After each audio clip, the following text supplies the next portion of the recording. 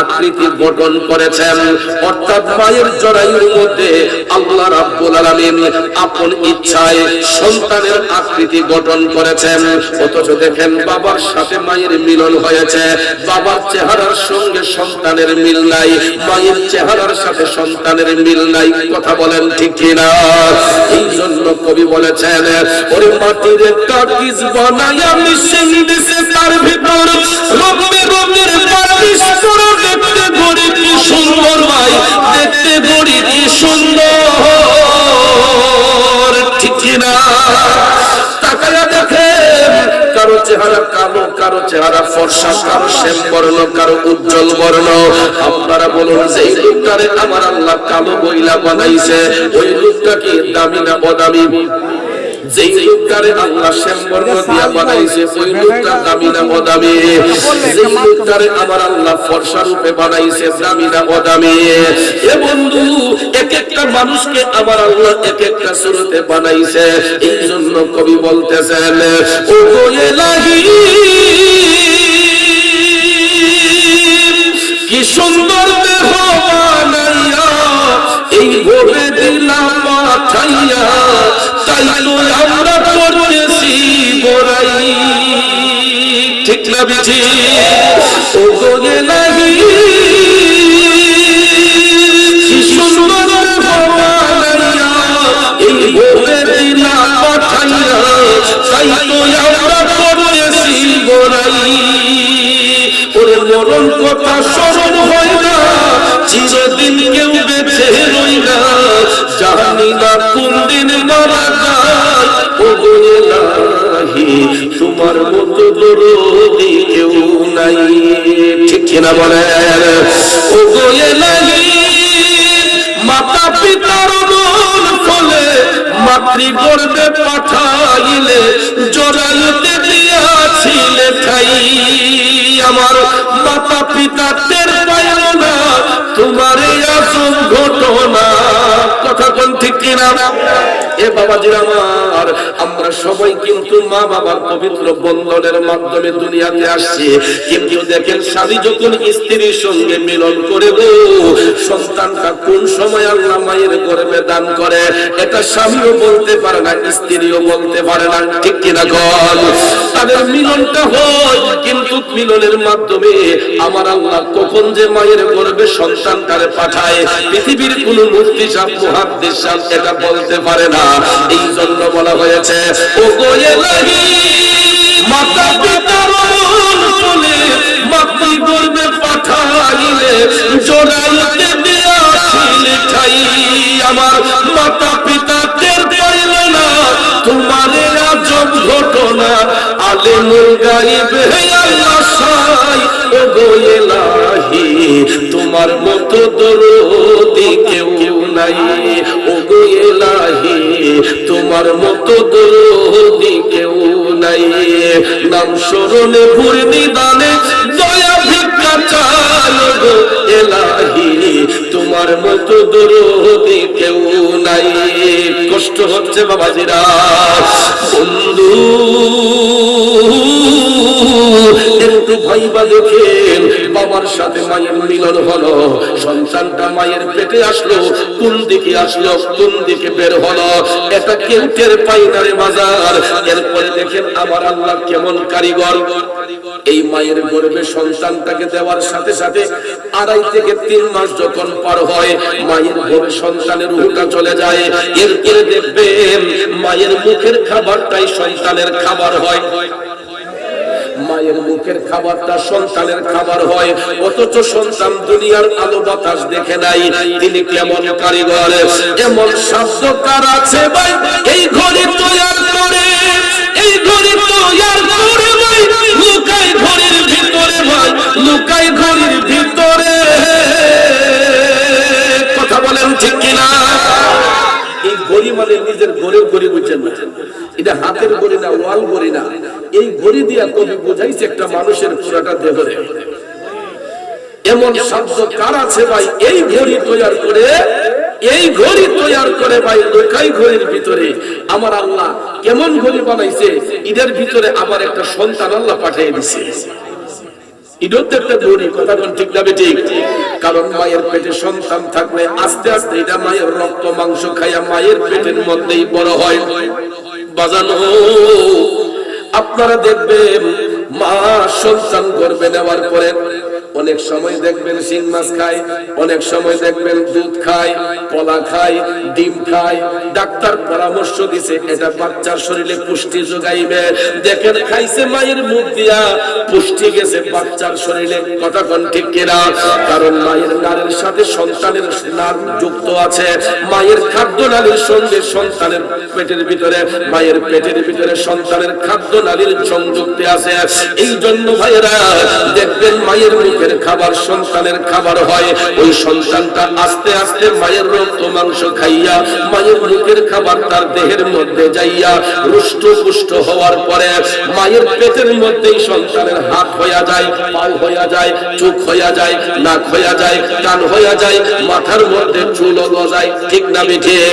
একদম কমপ্লিট পরিপূর্ণ হইয়া মায়ের লজ্জাস্থান দিয়ে হোক, সিজারের মাধ্যমে হোক, সন্তানটা দুনিয়ার আলো বাতাস দেখে।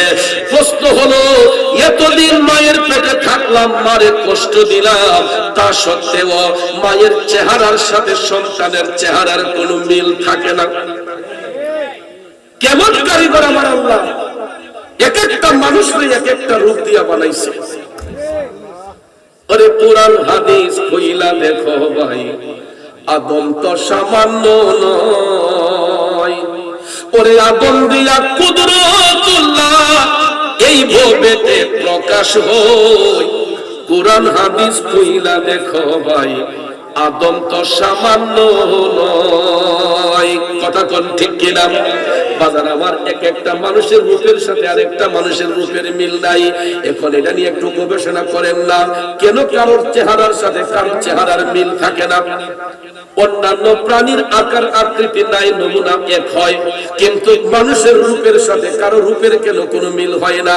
এটা নিয়ে কোনোদিন কি গবেষণা করে দেখছেননি?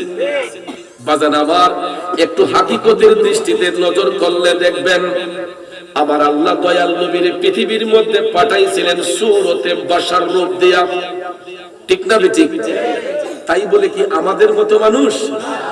তিনি তো সূরতে বাশার, মূলত মানুষ, হাকিকতে তিনি আল্লাহর নূর, ঠিক না ঠিক?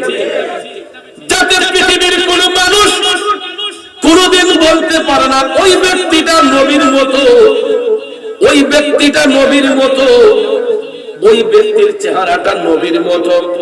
এই কথাটা যাতে পৃথিবীর কোন মানুষ কোনদিন বলতে পারে না, এই কারণে আমার আল্লাহ কয় আমি সেই কারিগর, আমি আদম সৃষ্টি করেছি, কিন্তু কারো রূপের সাথে কারো কোন রূপের মিল রাখবো না।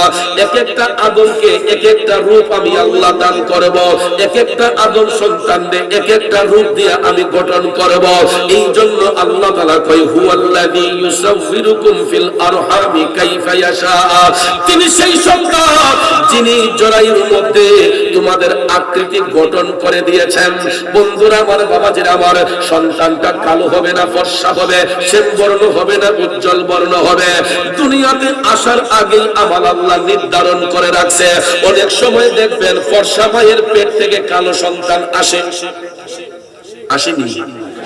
মার চেহারা সুন্দর, কিন্তু দেখবেন মায়ের গর্ভ থেকে সন্তান ভূমিষ্ঠ হয়েছে, এটা কালা। তাই বলে কি তারা কাইল্লা করব?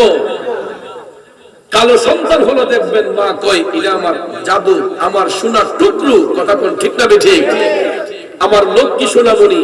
এরকম ভাবে দেখবেন নাক বোচা হোক, কান কাটা হোক, হাত বাঁকা হোক, পাও বাঁকা হোক, মায়ের কাছে সন্তান হলো চাঁদের চাইতে দামি, কথা বলেন ঠিক কিনা?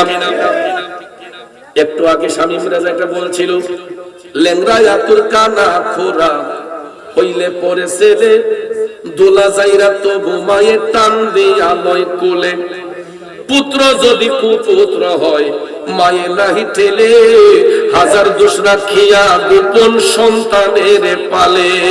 কবি শাহ আলম ভেবে বলে, জান্নাত মায়ের চরণ তলে রে, তোরা দেখ বুখারী হাদিস খুলে করছেন নবী ঘোষণা, দুঃখের দরদি আমার জনম দুঃখী মা মাগো, গর্ভধারিণী মা জনম দুঃখিনী মা, দুঃখের দরদি আমার জনম দুঃখী মা। বন্ধুরে,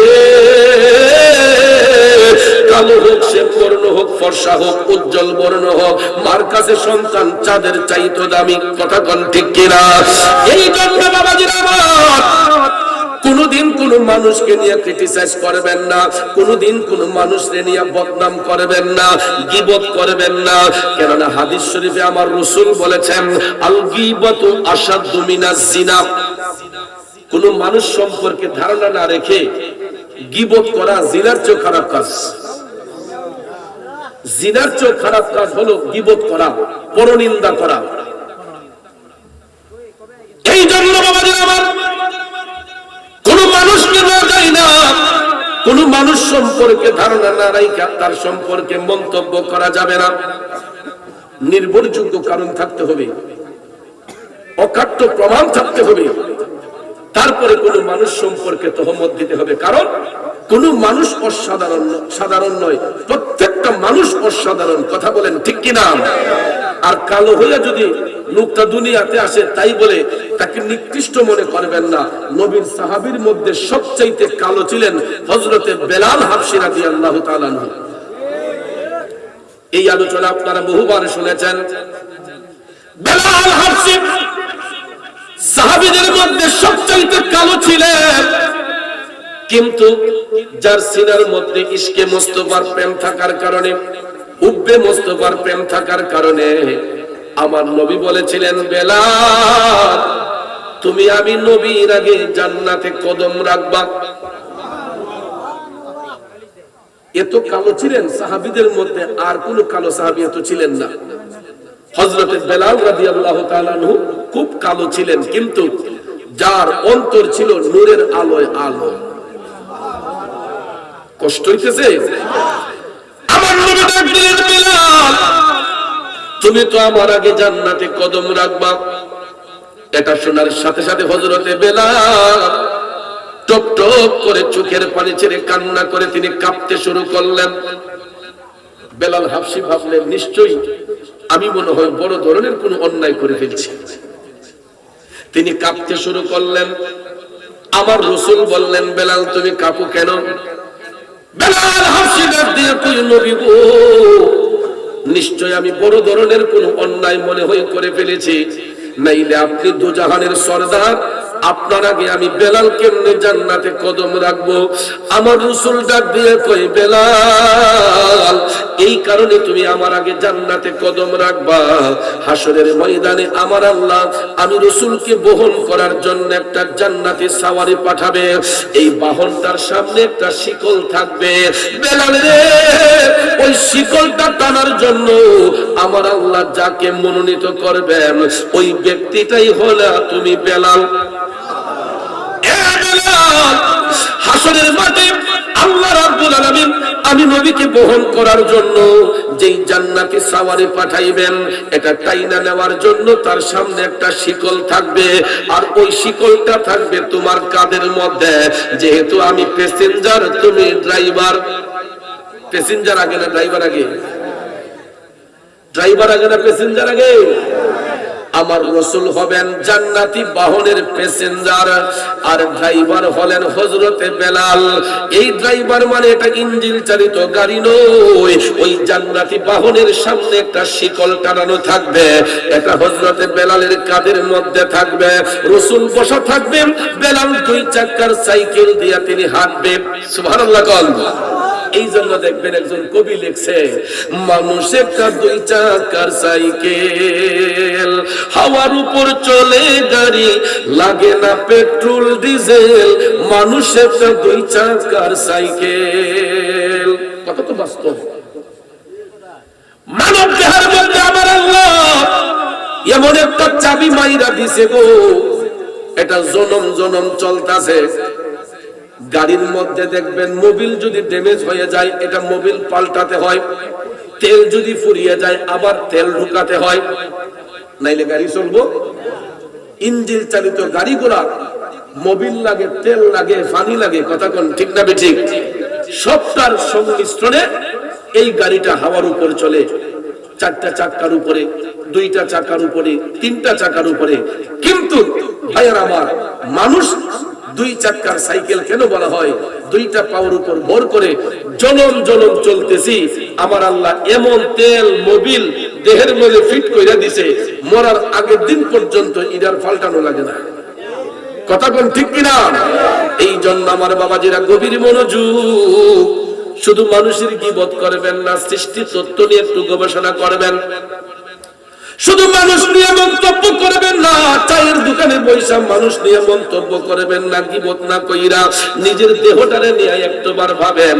আল্লাহ রাব্বুল আলামিন আমাকে আপনাকে হাত দিয়েছে, পাও দিয়েছে, চোখ দিয়েছে, কান দিয়েছে, অল বডি কমপ্লিট করে দিয়েছে। আমরা এই শুকরিয়া আদায় করে তো শেষ করতে পারবো না। যেই লোকটার একটা পাও নাই, যেই লোকের একটা পাও নাই, ওই লোকটা আফসোস করে, আল্লাহ গো, আমার যদি দুইটা পাও থাকতো তাইলে তো আমি হেরার মতো সুন্দর করে আটলাম হইলে। যেই লোকের দুইটা পাও নাই, এই লোকে আফসোস করে, আল্লাহ তুমি যদি আমার একটা পাও দিতা, তারপরে তো একটা পাওয়ার উপর ভর করে আটতাল্লাহ হইলে, কথা কর। যেই লোকটার একটা চোখ নাই, ওই ব্যক্তিটা বলে, আল্লাহ তুমি যদি আমার হেরার মতো দুইটা চোখ দিতা, তাইলে তো আমি সমানে ডাইনে ভাবে ভালোই দেখতাম। যেই লোকের দুইটা চোখ নাই, এই লোকে আল্লাহর কাছে আর্জনা দেন, আল্লাহ তোমার দুনিয়াটা কত সুন্দর, যদি একটা চোখ আমারে দিতা, তারপরে তো দেখলাম হইলে। কিন্তু আল্লাহ রাব্বুল আলামিন তো আমাদেরকে দুইটা চক্ষু দিয়েছেন, দুইটা হাত দিয়েছেন, দুইটা পা দিয়েছেন,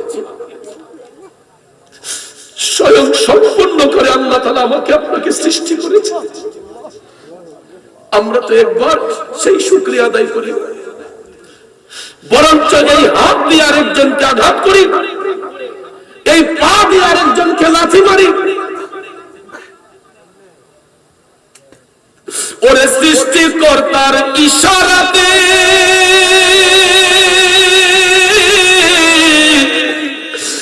যেতে হবে মাটির নিচেতে,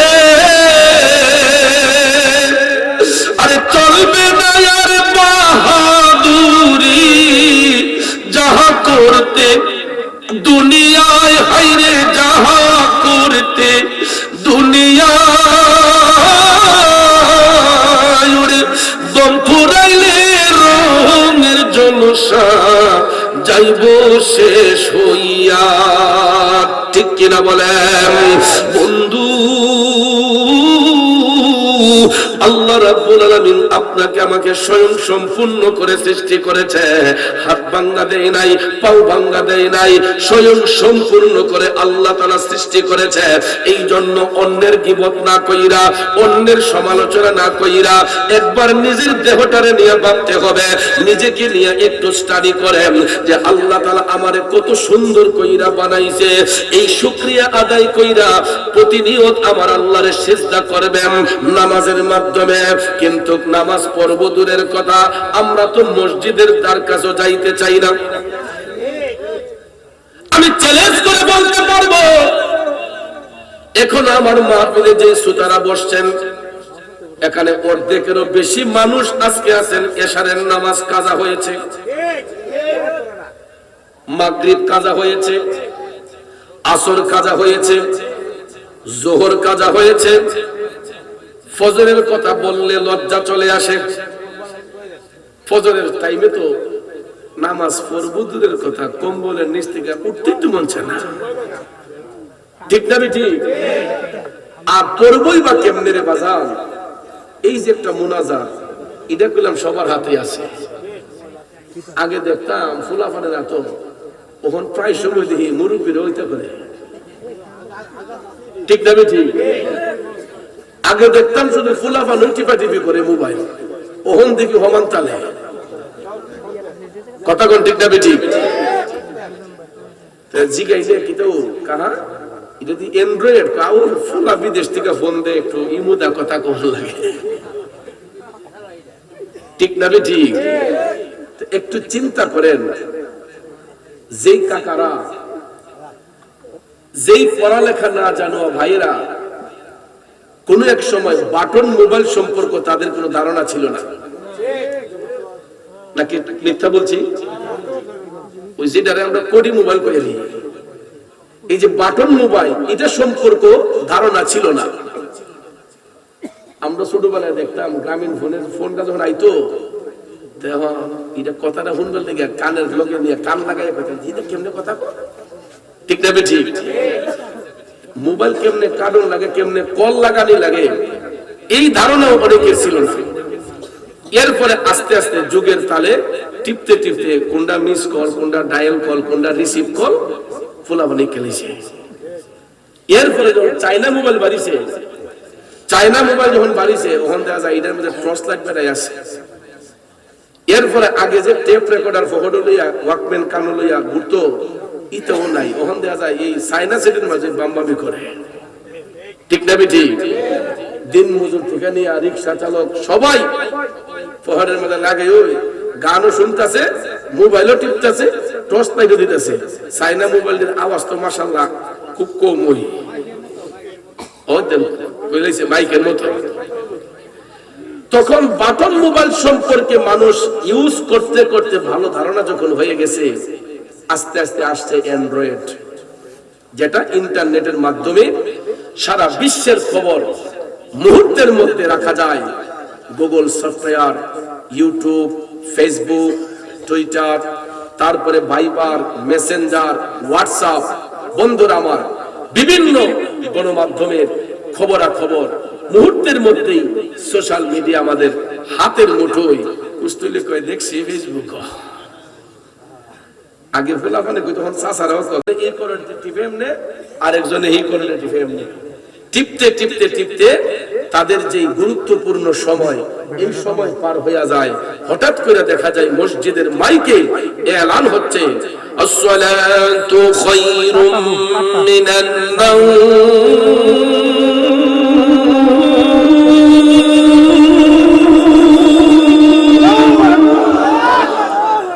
মুয়াজ্জিন সাহেব কারো বাপ দাদার নাম ধরে গালি দিয়েছে? কারো সম্পদ কারার কথা বলছে?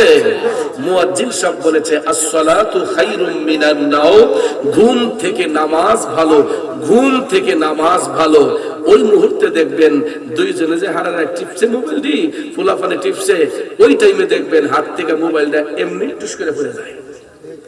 তখন দেখবেন এমন একটা মজার ঘুম চোখের মধ্যে লাগে, আর লাগবেই না কিভাবে? ইসলামের চির শত্রু শয়তান আমাদের 32টা রোগে রোগে ঘুরতেছে, ঠিক না ঠিক? আমাদের সাহা রোগে রোগে ঘুরতেছে। এই শয়তান আমাদেরকে নেক আমল থেকে দূরে সরানোর জন্য তা তো প্রতিনিয়ত লাগিয়ে রয়েছে। সারা রাত আমাদেরকে ডিস্টার্ব করে, যাতে আমরা না ঘুমাই, আমরা সজাগ রাখেনিও। কিন্তু দেখেন এশারের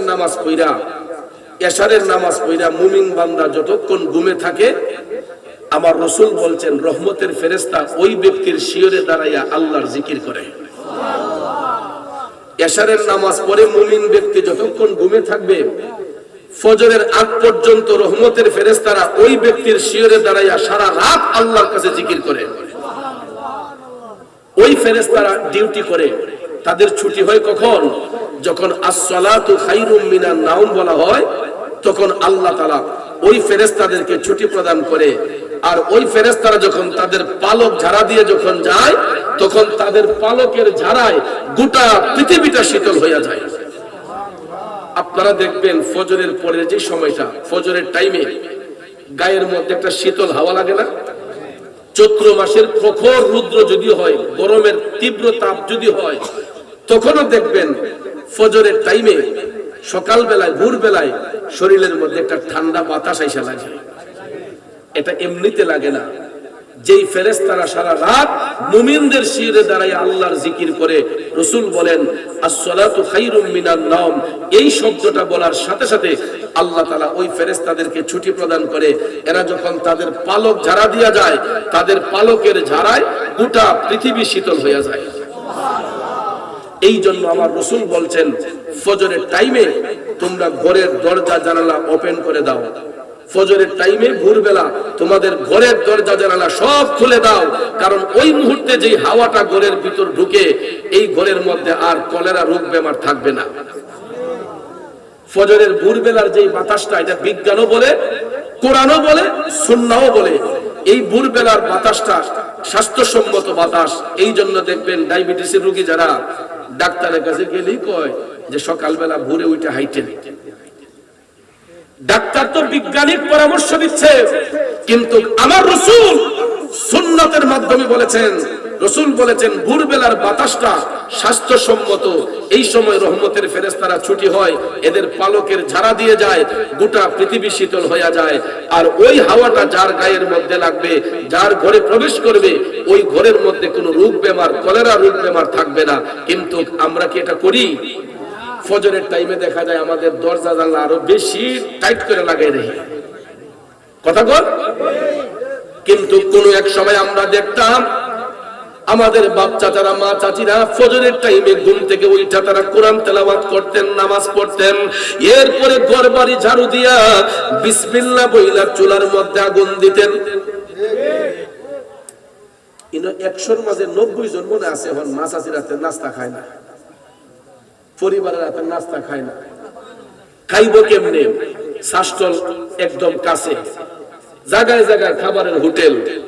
এবারে আউযুবিল্লাহ বিসমিল্লাহ কইছে কিনা এটা তো সন্দেহ আছে। এটা গুনতুরিটা চোখ কষলাইয়া গামছা একটা কোমরে বাইন্ধা এই বেদুন খাই ডলতাছে, মলতাছে, আবার এনো মর দিতাছে। কথা কোন ঠিক না বেঠিক? মাঝে মাঝে ইটাও করতাছে, কইরা বেলুন দিয়ে বসতাছে। কথা কোন ঠিক না? কোন সময় দেখা যায় সোয়াবিনের লগে ফার্ম অয়েল মিশাইলা। এরপরে ইডি খাইয়া পেটে এমদা গুতায়, এমদা গুতায়। কথা কোন ঠিক না বেঠিক? এমদা বলে গাই মারে, ইদিকটা বলে গাই মারে। গ্যাস্ট্রিকের বড়ি খাইতে খাইতে বাংলাদেশের মধ্যে সবচেয়ে বেশি বিক্রি হয় গ্যাস্ট্রিকের বড়ি। ফার্মেসি গুলাকে জিজ্ঞেস করে দেখবেন বাংলাদেশে সবচেয়ে বেশি বিক্রি হয় গ্যাস্ট্রিকের বড়ি, গ্যাস্ট্রিকের ট্যাবলেট। কেন জানেন? এই যে আমরা তৈলাক্ত জিনিসগুলা খাইতে খাইতে আমরা গ্যাস্ট্রিক আক্রান্ত হয়েছে। কিন্তু ভাইয়ের আমার, ওই ব্যক্তিরা যদি মুত্তাকি হতো, দিনদার হতো, নামাজি হতো, বিসমিল্লাহ শহীদ যদি ওই খাবারটা গ্রহণ করত, আর ওই খাবারটা যদি সুন্দর পবিত্রতা হাসিল করে তৈরি হইতো, এইটার দ্বারা পেটের মধ্যে কোনো ট্রাবল হইতো না। কথা কোন ঠিক না বেঠিক? কিন্তু আমরা তো মাসাসি রাতের নাস্তা খাই, মজুরের কথা বেডির আরো গুণ পাতাইয়া কয় তুমি উঠতে হো তেল হাঁটা বেশি। কথা কোন ঠিক না বেঠিক?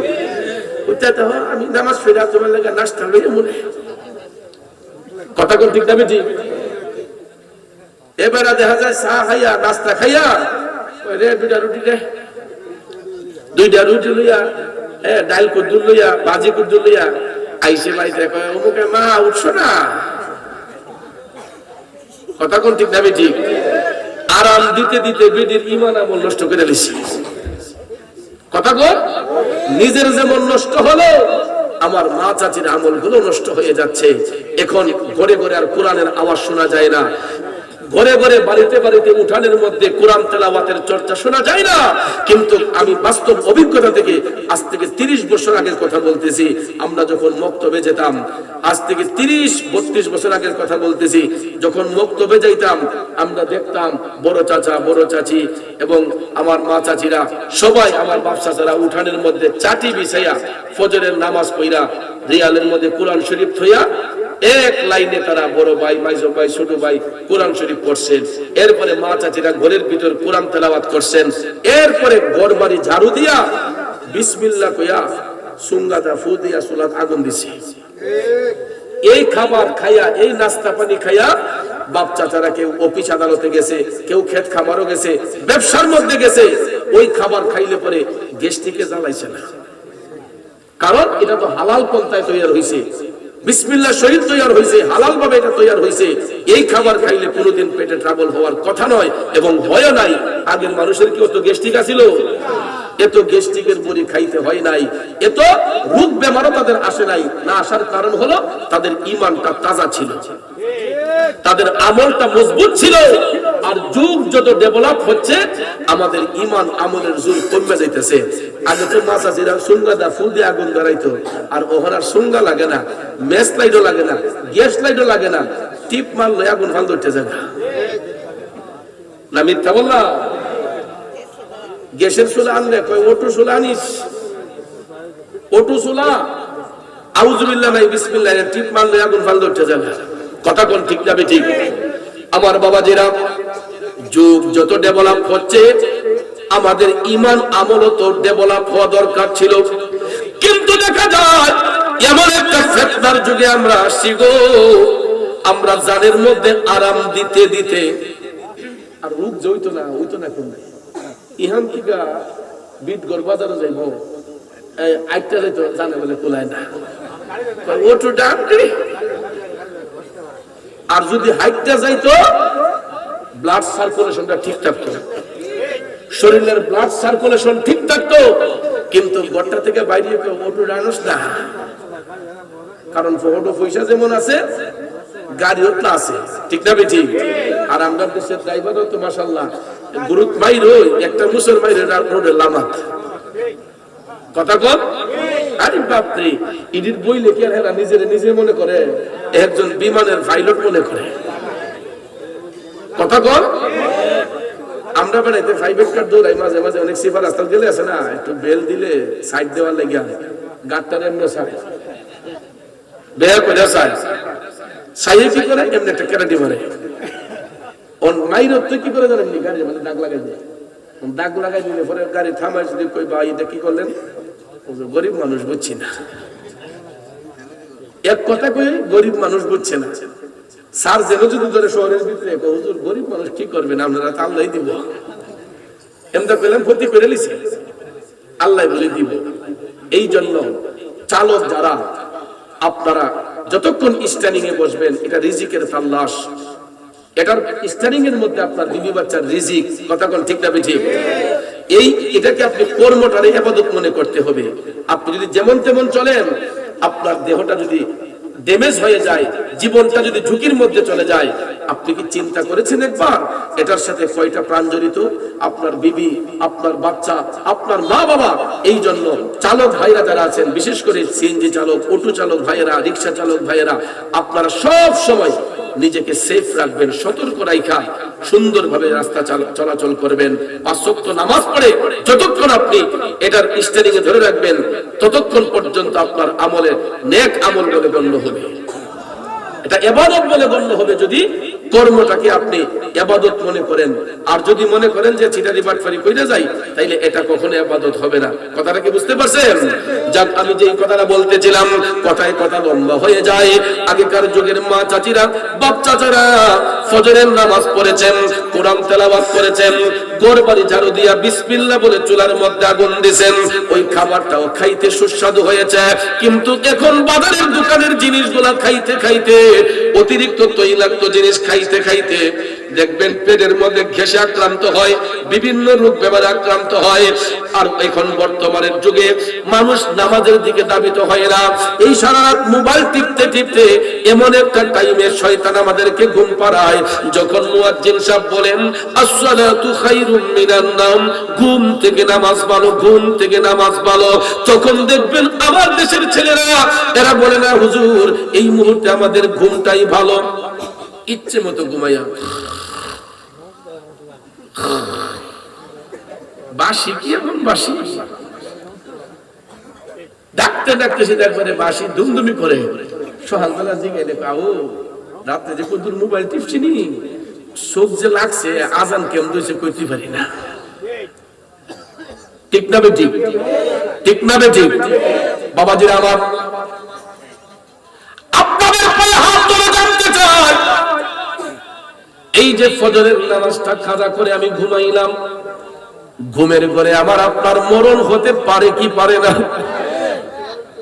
পৃথিবীর ইতিহাসে এমন ঘটনা আছে রে বাজান, ঘুমের ঘরে মরণ হতে পারে কি পারে না?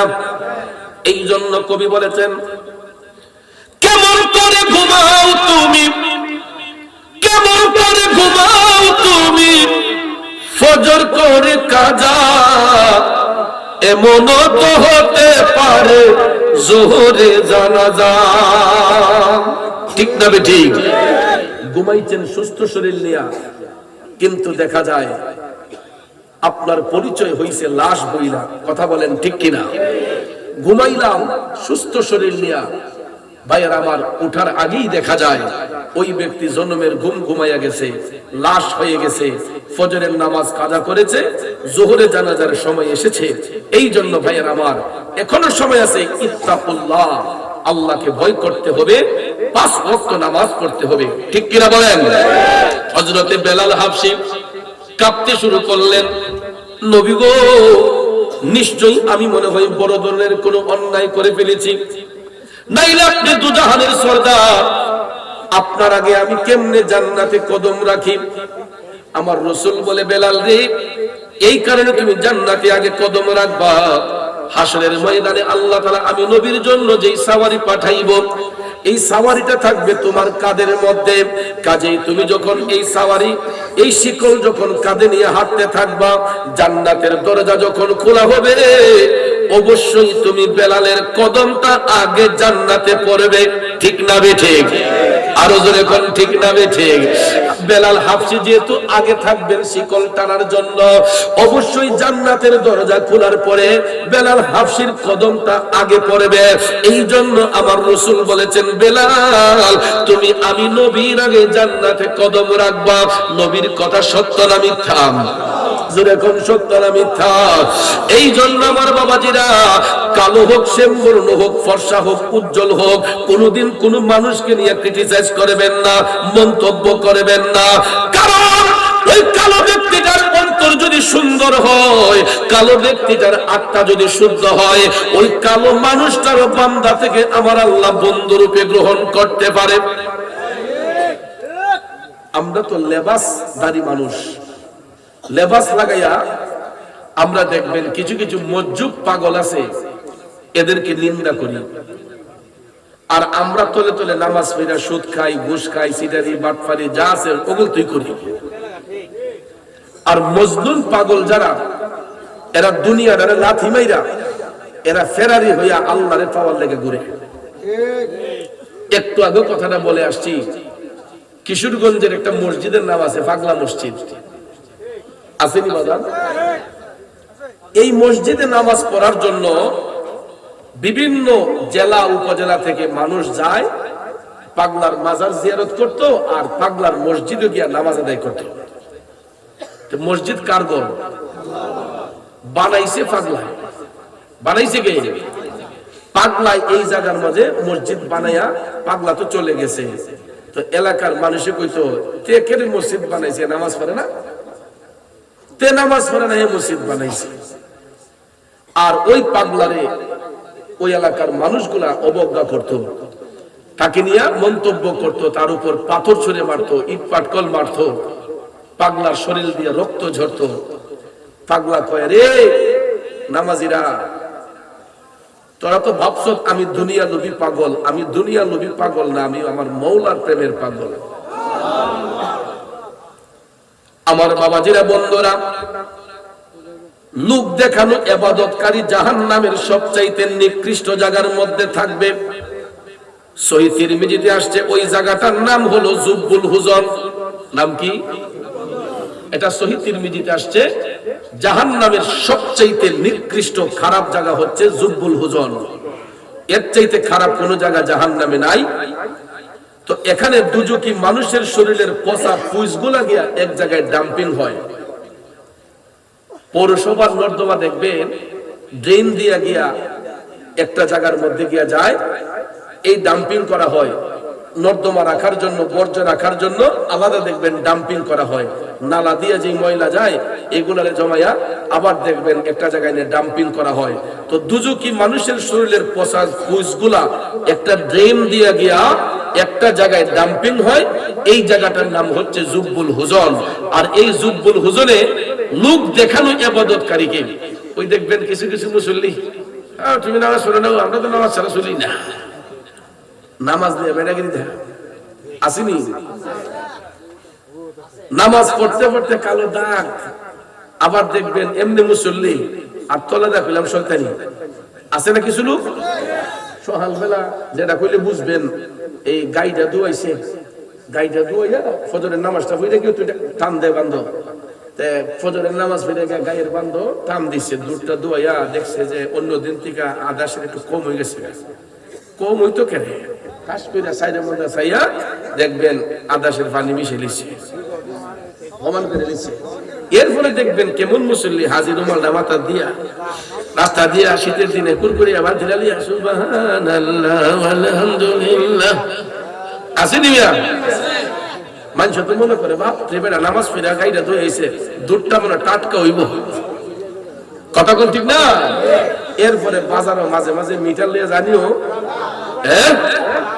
মিটার লিয়ে যখন যায় গিয়া যখন ফালায় ইয়টা কাডিটা ফালাইলে তুই কোনটা আসল কোনটা বেজাল বুঝে লাও। যখন দেখছে যে দুধের মাঝে পানি মিশায় হাজির রুমাল না আরো নবীজির ভালোবাসায় আল্লাহর ওলি হওয়া যায়। আল্লাহুম্মা সাল্লি আলা মাশাআল্লাহ আদনা বিয়ানা মাওলানা। আমার যুবক বন্ধুরা, বাবাজিরা, যেই কথাটা আপনাদের কাছে বলতে চেয়েছিলাম, কোন মানুষ নিয়ে কখনো হিংসা করতে নাই, মানুষকে কখনো নিন্দা করতে নাই, কারণ মানুষের দিলের মধ্যে আঘাত দিয়া যতই নামাজ বন্দেগী করেন না কেন সব বিফলে চলে যাবে। এই জন্য যারা বান্দা থেকে আল্লাহর বন্ধু হয় এরা কোনোদিন কোনো মানুষের ক্ষতি করে না। আল্লাহর ওলি যারা হয় এরা কোনোদিন মানুষের ক্ষতি করে যায় না, কোনোদিন মানুষের হক নষ্ট করে না, কাউরে ওজনের মধ্যে কম দেয় না। বরঞ্চ দুনিয়া নবী মানুষগুলা যখন ঘুমের ঘরে থাকে গো, ওই মুহূর্তে আল্লাহর প্রেমের পাগলগুলা মুমিন বান্দাগুলা জাগ্রত হইয়া চোখের পানিগুলা ছেড়ে দিয়া এরা তাহাজ্জুদের নামাজ পড়ে, এরা আল্লাহর জিকিরে ফানা হয়। গফুরুর রহিম নাম তোমার আল্লাহ, আল্লাহু আল্লাহ রহমানুর রহিম, হু আল্লাহু। এই নাম ধরে ধরে আল্লাহর ওলিগণ জিকির করতেন, এই নাম ধরে ধরে মুমিন বান্দাগণ আল্লাহর জিকিরে ফানা হতেন। আর তাদের চোখের পানি যখন জমিনে পড়তো, আল্লাহর রহমতের দরিয়ার মধ্যে ঢেউ খেলতো, তখন আমার আল্লাহর কাছে মায়া হইয়া যাইতো। তখন আল্লাহর ওলিদের চোখের পানির বদৌলতে আমার আল্লাহ তাদেরকে ইলমে লাদুনী দান করতেন, তাদের সিনার মধ্যে আমার আল্লাহ অদৃশ্যের জ্ঞান দান করতেন। আল্লাহু আকবার কোন। এমনই একজন আল্লাহর ওলি যিনি আল্লাহ আল্লাহ জিকিরে মাশগুল ছিলেন, উনি ভারতবর্ষে হারিয়ানা প্রদেশে জন্মগ্রহণ করেছিলেন, কলম্বো শহরে। এই আল্লাহর ওলির নাম হচ্ছে হযরতে বুয়ালি শাহ কলম্বর রহমাতুল্লাহ আলাইহি। চিল্লায়ে এখন না সুবহানাল্লাহ। যখন মুসলমানদের কোনো বাক স্বাধীনতা ছিল না, মুসলমানরা অত্যাচারিত হতো, নির্যাতনের শিকার হতো, হিন্দু জমিদারদের বাড়ির পাশ দিয়া মুসলমানরা জুতা পা দিয়ে যেতে পারতো না, মাথায় ছাতা দিয়ে যেতে পারতো না। হিন্দু জমিদাররা এইরকম টর্চারিং মুসলমানদেরকে করত। মুরব্বীরা বলতে পারবেন, এখনের যুগের পোলাপানরা ইতিহাস জানে না, কিন্তু যখন এই ব্রাহ্মণবাড়িয়ার মানুষ ত্রিপুরা রাজ্যের অধীনে ছিলেন, তখনও কিন্তু মুসলমানদের বাক স্বাধীনতা ছিল না।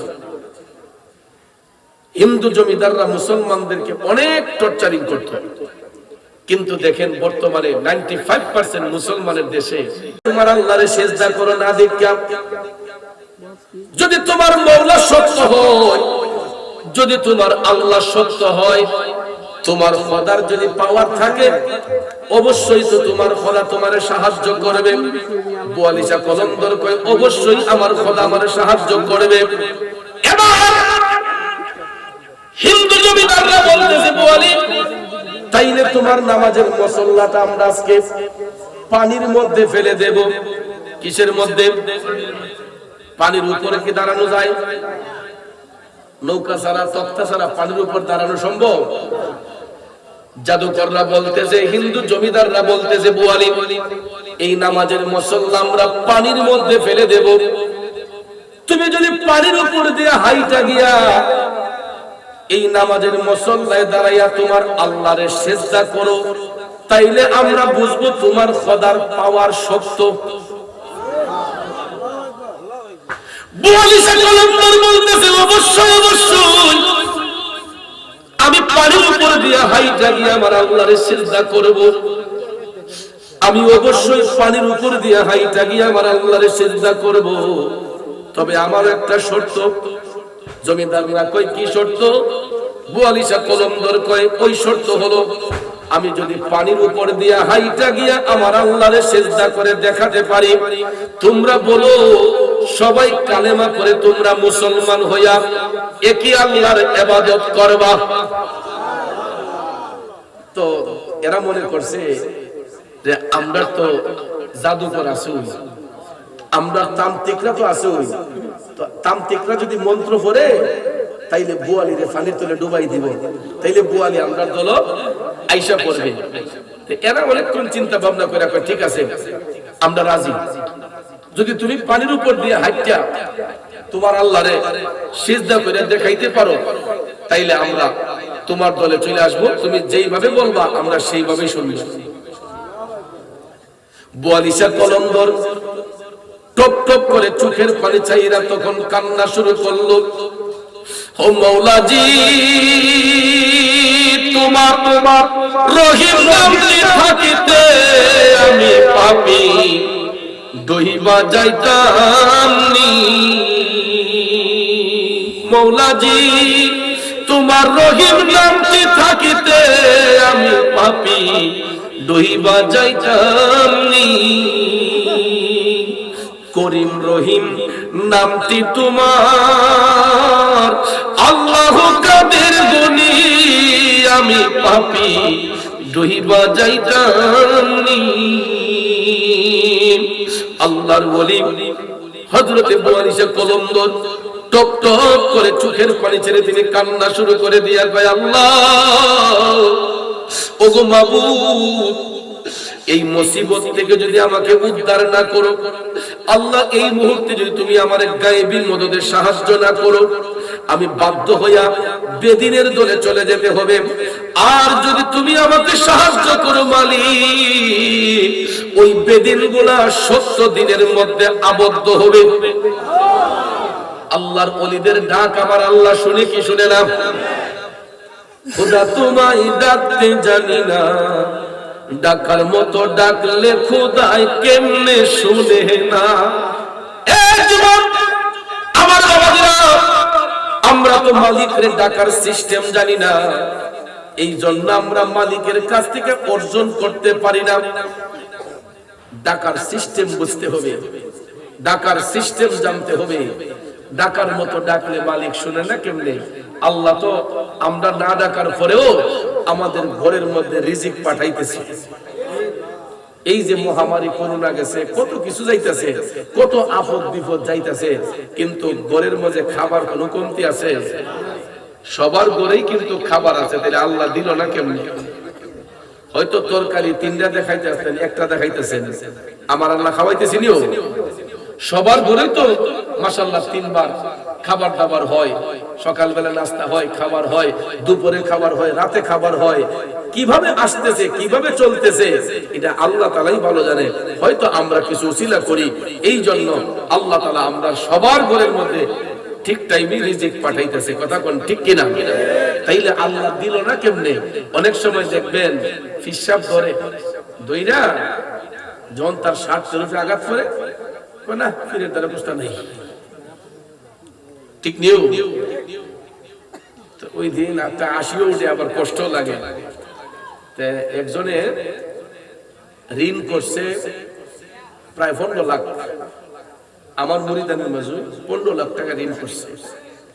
আমি শুনছি আর আরেকজনের কাছ থেকে, এখন ঋণ দিতে পারে না দেখা পরে তার জায়গা আছে, কিছু জায়গা বিক্রি করছে, কইরাও নাকি ঋণ দিতে পারে নাই, অথচ আমি জানি না। পরে বলে ফিসাব দইরা হালে আমার মোজার হইতেছে। অন ফিসা কি কইছে তুমি ঋণ করতা লাভের উপরে আনতা ফত্তনের উপরে আনতা অন আইনা কইলাম হে লস করছে তার বিট বেশন লাগছে মানুষের পাওনা দেওয়ান লাগছে অন দোষ হইছে কার কয় ফির দুইটা আমার কোনো উপকার হইছে না কয় এবারে করার পর থেকে খালি আমার যাইতেছে তাহলে আচ্ছা বলেন তার ঈমান আছে না গেছে আছে না গেছে বাবাজিরা আমার বন্ধুরা আমার গভীর মনোযোগ ইচ্ছা কইলে কত কথা কোন যা যাক এদিকে যাইও না আমি যেই কথা বলতেছিলাম বাজান 42 কলমদরের আলোচনা বাজান আমার 42 কলমদর মওলার ডাক দিয়া কয় আল্লাহ এই মুহূর্তে যদি তুমি আমাকে সাহায্য না করো আমি বেদিনদের অন্তর্ভুক্ত হয়ে যেতে হবে আর যদি এই মুহূর্তে তুমি আমারে সাহায্য করো আল্লাহ ওই বেদিনগুলা সত্য দিনে আসবে এটা শোনার সঙ্গে সঙ্গে আরজি যখন পেশ করলেন আমার আল্লাহর কাছে কবুল হয়ে গেছে ঈমানি জজবা নিয়া ঈমানি সাহস বুকের মধ্যে নিয়া দেখা যায় 42 কলমদর হাইটা হাইটা হাইটা তিনি যখন নদীর কাছে গেলেন নদীর পারে যাইয়া যখন পানির উপর পা রাখলেন পাও তো আর নিচের দিকে যায় না দয়াল আল্লাহ রে কি নাম জপলে পাবো তোমারে দয়াল আল্লাহ রে কি নাম জপলে পাবো তোমারে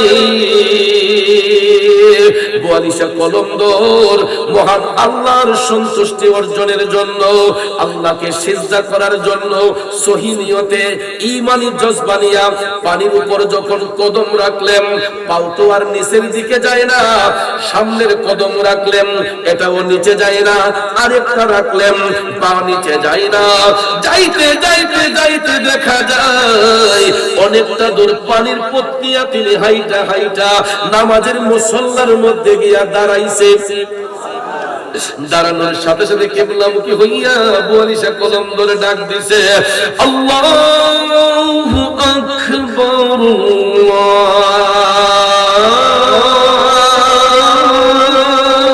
আল্লাহু আকবার এই শব্দের পাওয়ার আছে না নাই 42 কলমদর আমার মওলার ডাক দিলেন আল্লাহু আকবার ধ্বনি দেওয়ার সাথে সাথে সমস্ত জাদুবিদ্যা দূর হয়ে গেছে কারণ জমিদাররা বলছে তান্ত্রিকদেরকে তোমাদের জাদুবিদ্যার মধ্যে যা আছে আজকে সব সারো 42 জনে পানি তুলে ডুবে জায়গা কিন্তু 42 এক অস্ত্র মারছে এক অস্ত্র যখন মারছে আল্লাহু আকবার ইদা কইলে আর কোন পরাশক্তি পাকড়াও করতে পারবে দেখা যায় আল্লাহু আকবার ধ্বনির কাছে সব কিছু চুরমার হয়ে গেছে 42 কলমদর নামাজের মুসল্লার মধ্যে দাঁড়াইয়া কিবলামুখী হইয়া তিনি 2 রাকাত নামাজ আদায় কইরা পুনরায় হাইটা হাইটা আবার পানির উপর দিয়া হাইটা পারে আসলেন আয়েশা 42 কলমদর এবার তান্ত্রিকদেরকে বলতেছেন এখন আপনারা বলুন আপনাদের সিদ্ধান্ত কি দেখেন তখনও কিন্তু 42 বলে না যে তোমরা কালেমা পড়ো কারণ ইসলাম জোরাজোরের নাম না ইসলাম চাপাচাপির নাম না স্বেচ্ছায় ইসলামে আসতে হবে ঠিক না ঠিক মারপিট করে কাউকে 76 দিনে আনতে নেই এই জন্য 42 কলমদর ওনার কাজ শেষ করে উনি বললেন আমি আমার কাজ করেছি এখন তোমাদের সিদ্ধান্ত তোমরা নাও তো প্রথমে যেই জমিদাররা কমিটমেন্ট করেছিল এরা বলার আগেই যত তান্ত্রিক ছিল এরা সব আয়েশা 42 কলমদরের পায়ে পড়ে গেছে ডাক দেয়া কয় হুজুর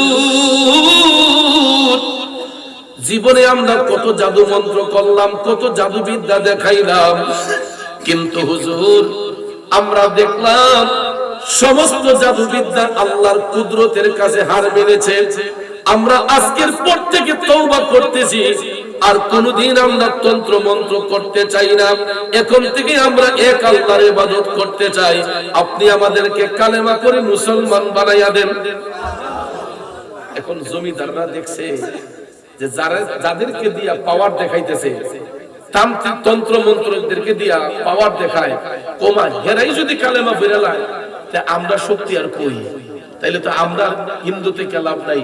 তখন জমিদাররা কয়, হুজুর তান্ত্রিকরা যদি কালেমা পড়ে মুসলমান হইয়া যায়, আমরা আর বাকি থাইকা লাভ কি? আমাদের সবাইকে আপনি কালেমা পড়াইয়া দেন।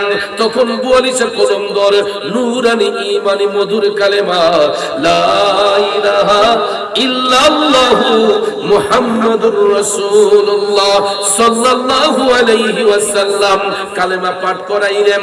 এরা মুসলমান হয়ে গেল। মুসলমান হওয়ার সাথে সাথে যেখানে তারা দেবদেবীর পূজা করত, যেই মন্দিরের মধ্যে দেবদেবীর পূজা করত, এইগুলা দূর করিয়া কয়, হুজুর এখন আমরা এখানে মসজিদ নির্মাণ করব।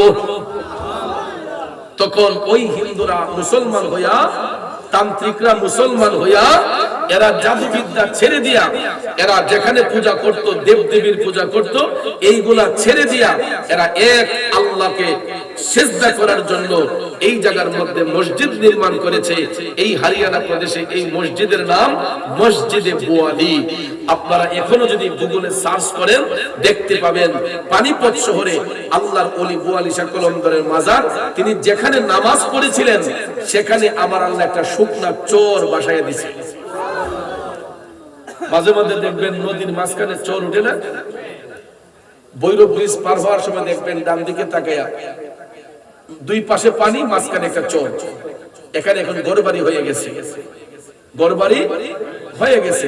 তো ভাইয়ের আমার, বন্ধুরা আমার, আল্লাহর ওলি বুয়ালি শাহ কলমদর যেখানে দাঁড়ায়া পানির উপর দাঁড়িয়ে আল্লাহকে সিজদা করেছিলেন, আমার আল্লাহ সেখানে একটা শুকনা চোর দিছে।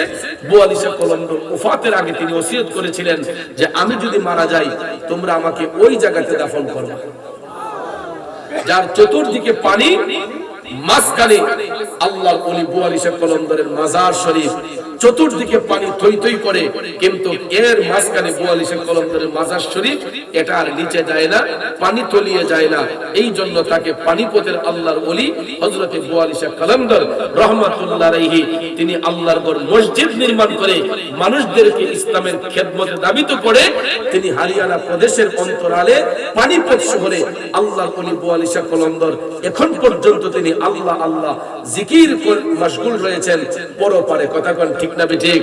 কারণ আল্লাহর ওলিগণ মরানা জিন্দা, আল্লাহর ওলিরা মরানা জিন্দা, আল্লাহর ওলিগণ জিন্দা। যদি আল্লাহর কোরআন সত্য হয়, আল্লাহ বলেন ওয়ালা তাকুলু লিমান ইউকতালু ফি সাবিলিল্লাহি আমওয়াত বাল আহইয়াউ ওয়ালাকিন লা তাশউরুন। যারা আল্লাহর পথে শহীদ হয়ে যায়, আল্লাহর পথে কুরবান হয়ে যায়, আল্লাহ কয় তোমরা তাদেরকে মৃত বলিও না, এরা জীবিত, তোমরা তাদের সম্পর্কে জানো না। এই জন্য ভাইয়ের আমার, আল্লাহর ওলিদেরকে নিয়ে কখনো কুৎসা করতে নাই, নিন্দা করতে নাই। একটা সাধারণ ন্যূনতম মানুষকে নিয়ে পর্যন্ত কোনোদিন নিন্দা করতে নাই, কারণ কোন মানুষ সাধারণ না, প্রত্যেকটা মানুষ অসাধারণ। এই জন্য আল্লাহ রাব্বুল আলামিন কোরআনে পাকে বলেছেন যে হুয়াল্লাযী ইউসাউবিরুকুম ফিল আরহামি কাইফা ইয়াশা।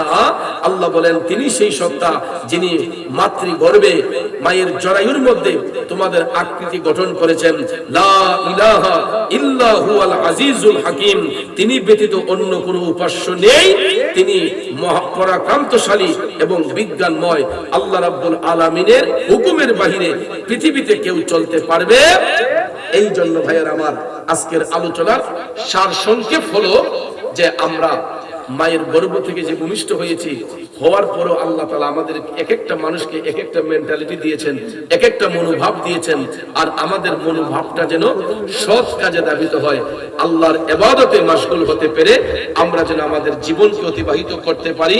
আল্লাহ পাক যেন এই তৌফিক আমি সহ আমাদের সবাইকে যেন দান করেন। আমরা সবাই বলি আমিন।